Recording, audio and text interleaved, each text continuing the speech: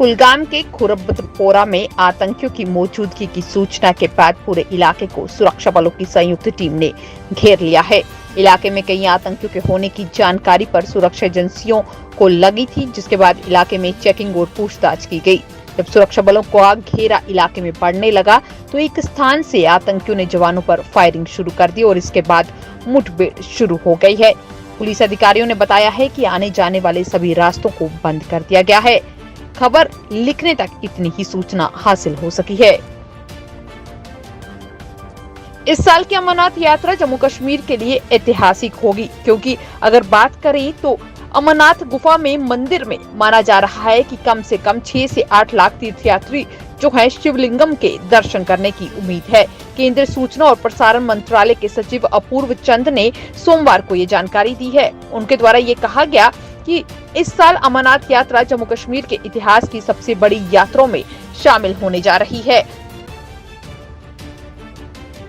बैसाखी के पर्व को मनाने के लिए इस बार डायरेक्टर टूरिज्म ने रियासी एडमिनिस्ट्रेशन के साथ मिलकर भीमगढ़ फोर्ट में जम्मू हेरिटेज फेस्टिवल का आयोजन करने जा रही है। बता दें कि 13 तारीख को इस महोत्सव का आयोजन किया जाएगा, जिसमें अगर बात करें तो डायरेक्टर टूरिज्म जम्मू ने जानकारी देते हुए बताया है कि इस फेस्टिवल के दौरान कई तरीके के कल्चरल प्रोग्राम्स जो हैं वो किए जाएंगे और साथ ही साथ एक उम्मीद है कि इससे जम्मू के टैलेंट को भी मंच प्रदान किया जाएगा।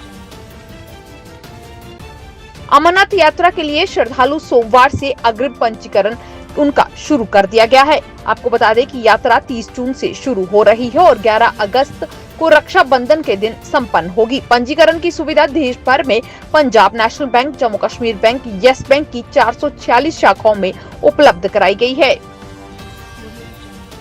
घाटी में पत्रकारों से बातचीत करते हुए महबूबा मुफ्ती पीडीपी प्रमुख ने कहा है कि पाकिस्तान हमारा पड़ोसी देश है और हम चाहते हैं कि वहां पर सब कुछ ठीक हो और स्थिर हो जाए।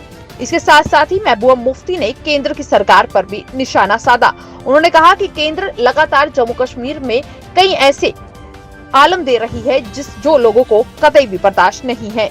एक सवाल के जवाब में उन्होंने ये भी कहा कि जिस तरीके से संपत्ति जब्ती की बात की जा रही है, ये कदम पूर्ण रूप से अनुचित है। एनएचएम एम्प्लॉइज के द्वारा पिछले कई दिनों से जम्मू के गवर्नमेंट मेडिकल कॉलेज के बाहर प्रदर्शन किया जा रहा है, जिसके समर्थन देने के लिए सोमवार को यूथ कांग्रेस के कार्यकर्ताओं के द्वारा भी एलजी के खिलाफ नारेबाजी की गई। और साथ ही साथ इस मौके पर अगर बात करें तो यूथ कांग्रेस के प्रधान बानू चिब की तरफ से कहा गया कि एक बार फिर एनएचएम एम्प्लॉइज को बाहर निकाल दिया गया है, पर ये शर्म की बात है, क्योंकि ये वही लोग हैं जिन्होंने कोरोना में अपनी जान को हथेली पर रखकर जो है लोगों का इलाज किया था।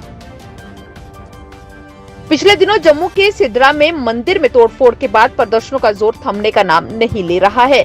इसी के चलते सोमवार को भी युवाओं की तरफ से जम्मू के प्रेस क्लब में एक विरोध प्रदर्शन किया गया और इस दौरान कहा गया कि इस तरीके के हमलों को बर्दाश्त नहीं किया जाएगा और एडमिनिस्ट्रेशन से मांग की है कि जल्द से जल्द दोषियों के खिलाफ कड़ी कार्रवाई की जाए। सोमवार को डल डीबीटी अभियान की शुरुआत सीईओ कुलपति सुकास्ट नजीर अहमद गनई ने की।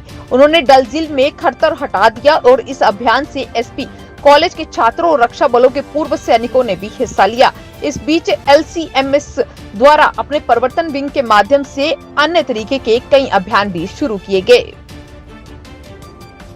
दक्षिण कश्मीर के कुलगाम जिले के संड्रू क्षेत्र के निवासियों ने सोमवार को जल शक्ति विभाग के खिलाफ पीने योग्य पानी उपलब्ध कराने में विफल रहने के खिलाफ विरोध प्रदर्शन किया।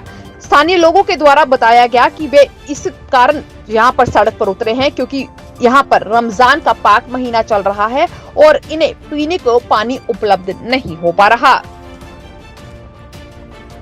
जिला सांबा के नड ब्लॉक के लोगों ने सोमवार को लोगों के घरों के बाहर खुल रही शराब की दुकान के विरोध में विरोध प्रदर्शन किया, जिसमें बड़ी तादाद में महिलाएं भी नजर आई। साथ ही साथ महिलाओं का गुस्सा इतना चढ़ गया कि वे तोड़फोड़ पर उतारू हो गई। मौके पर पुलिस ने सभी चीजों को शांत करवाया और उसके बाद जो है इन्होंने ये साफ किया कि अगर इलाके में ये वाइन शॉप खुलती है तो ये इसी तरीके से प्रदर्शन करती हुई नजर आएंगी।